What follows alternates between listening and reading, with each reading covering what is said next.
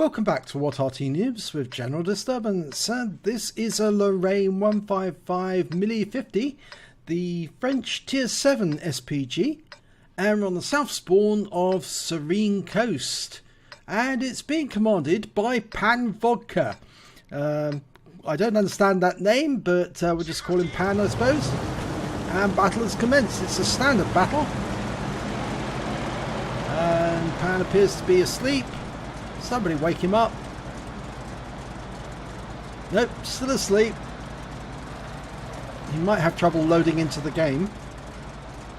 Well, let's talk about the Lorraine whilst we're waiting. Well, this was a development of the Lorraine 40T tank, the medium tank. Two prototypes were built. One was called Model 1950 and the other was called Model 1951, and I think that reflects the date at which they were actually designed. And the Model 50 is the mle.50, and the Model 51 is the Tier 8 French SPG, the Lorraine 155 mle.51. Now the 50 and the 51, ooh, that's a lovely strike there, 252 hit points on the T43. I think he's tracked him as well. And the great thing about these Artys is they've got a 155mm howitzer. It's fast to reload, it's pretty accurate, but it doesn't do a whole lot of damage. That's what distinguishes it from the GW Panther and the M12. Of course, the GW Panther has a 15cm gun, but the M12 also has a 155mm. But it's pretty quick to aim, pretty accurate. Round out, that's going to fall behind that T43. Okay, it's just adjusted a little. No, he's going to stick with the enemy at this end. There doesn't appear to be any enemy on the peninsula at the moment. KV1 dialing in on it. Okay, it's being, that OI is moving very close to him. You might be able to hit both of them from there. Round out. Oh no, it fell short. That's RNG, but he did stun the KV1, so he got something out of it anyway. Yep, so what happened was they built these Lorraines and they were trying to test them out, and they found numerous problems during the manufacture, and they never really got around to fixing them and sorting them all out. So eventually they decided to cancel the project because the Bachatilions were coming online at the same time. Oh, right into the rear of that BK3001P, took that one out completely. 104 hit points. He's already suffered some damage, but right into his rear, his engine deck. Okay, the other two, there's an OI experimental and an SU-85, and they're hiding behind that house. Now, if he can put the shell just alongside the house, he might be able to damage both of them or splash both of them at the same time. Round out. Oh my god, he's killed both of them! He's taken both of them out. They both suffered damage, and with that shot landed next to the house, it splashed both of them and took them out. He's got a Bombardier. Okay, KV85 hiding behind the rocks. He knows where he's Arty safe.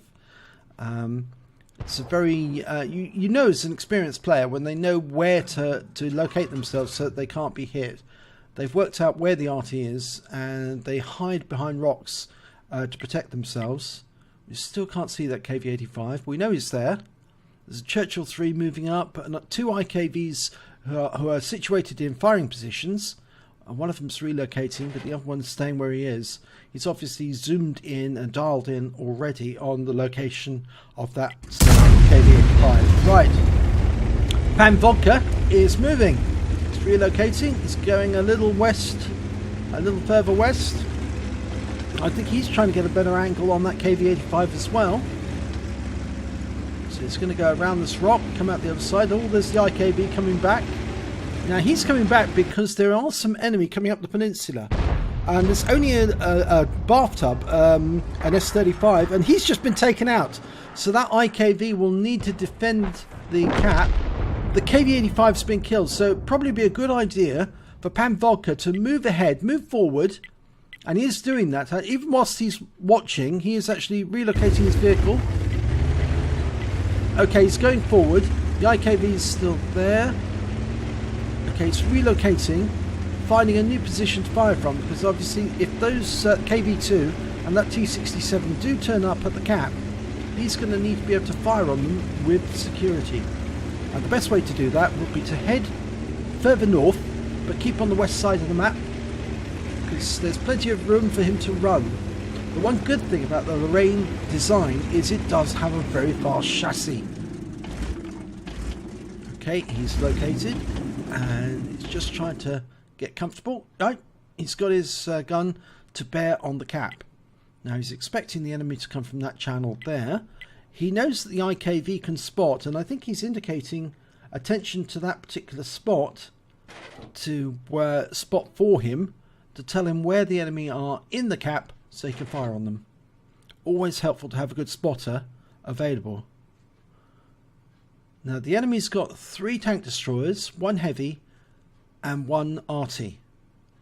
Their Arty is an S51, which is pretty dangerous actually. At least I think it's an S51. Yes it is. And they've got a KV2 heavy, an IKV, a T67, and I'm not sure what that other one is, but it's a Dickomax and a Jackson. Okay, now let's have a look. Where can we find them? There's the T67. It's been spotted. Ah, the KV2's in the cap. Dialing in. It's going to get it right. Okay, he's not going to go for that. He's going to go for the Jackson. More dangerous in a sense because it's got a thin skin. Round out. Kills it. 590 hit points. That's a one-shot kill. 155mm round. Hit it precisely. But unfortunately, we've lost the IKV. The T67 managed to get him. Okay, the KV2's still in the cap. There's the T67. He's waiting for the reload. Oh, and the T67's been taken out, so now it just needs to get that KV2, and he's backing away. Fires the round in anyway, as it was backing away, but unfortunately it just got through the gap in time. So he's moving to a new firing position, so he can actually fire through that gap. The IKV's coming up behind the KV2, and the KV2's been taken out. 150 hit points. That means that there's only one more TD, and it's an IKV, and the S51. We don't know where they are.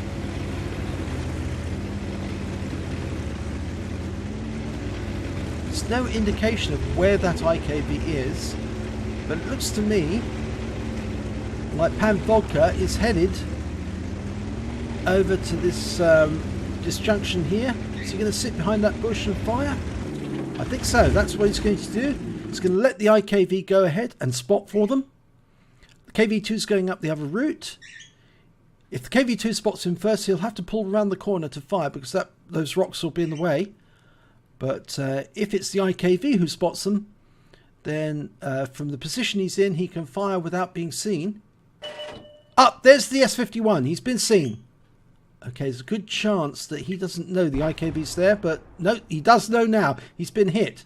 He's dialing in the aim, fires a round in, and he's killed the S51. It was a splash, 112 hit points. Wasn't fully dialed in, but it looked like it was a very near shot.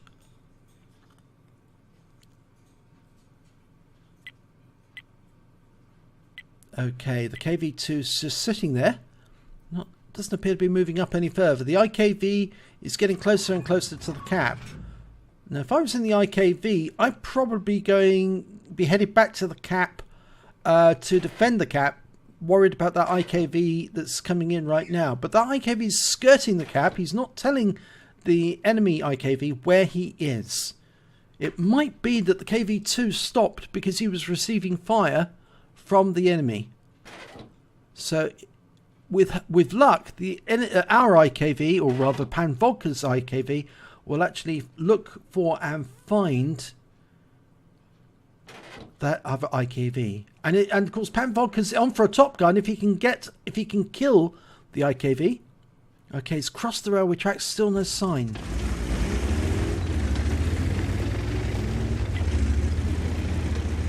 Pan Vodka's going to relocate. Oh, there's the Dickomax. It's not an IKV, it's Dickomax, sorry. He's found him. Dialing in, dialing in. It's taking way too long. Ooh, IKV just took a big hit from that Dickomax. Now, can he get the dialed in time? Oh, lost the IKV, but the Dickomax is badly hurt. Round out, splash. Oh, he badly damaged the Dickomax. 53 hit points, but he didn't kill it. It's left him on 4 hit points. And the people in chat can't believe that the Dickomax survived that. Oh dear, well we know where he was last seen by these houses, but I don't think he's going to remain there for very long. And the KV-2s come around the corner to have a look, see if we can spot for him. And the KV-2's on very low health as well. One shot from that Dickomax and that KV-2's out of it.